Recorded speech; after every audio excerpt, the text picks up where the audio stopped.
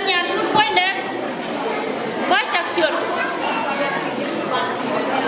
gan nhà tụt bài cho nó đàn loài đó cái loài đó đeo cái nhà đó ta không vào đâu khác nó bên nó cầm bè này ta đỏ này nhà đó vừa này chưa nó đuổi nó cầm bè này này chơi giờ đi xem buông cô có những miếng này long chơi nhiều mà cái gì anh mà để bút nó là thế rồi chưa riêng là mấy chuyện ở tiệm ta qua bệnh mới xem bây giờ ta cái chiêng người ta tính là theo qua mày cái đó mấy cháu đó đâu vậy là cái lo con mà đi cũng là chân ngân huy điện mấy cháu chăn qua để nhà đấy những tuần để có một hút một đợt điện là có con là các fan về các nhà đó thì cái nói đây cha rồi có một chồng mình để là chị nhà đấy chơi nghề cha bây giờ là của bay đi mà nó chẳng cho bắt buộc cha bây giờ mà cú đi cho bắt buộc cha bây giờ mà cú đi cho bắt buộc ra mà nó có coi nhà vườn mình như chim mình ngay ngoặt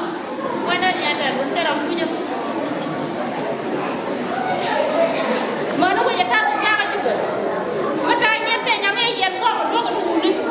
chơi đó cái nhà mà chứ nhà đâu chơi đâu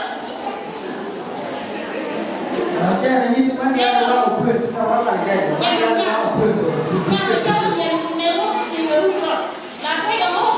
phút qua phút đi mà đã đây chắc rồi nhưng người em phút qua là mẹ đặt quán người đúng không cái gì mà là nó con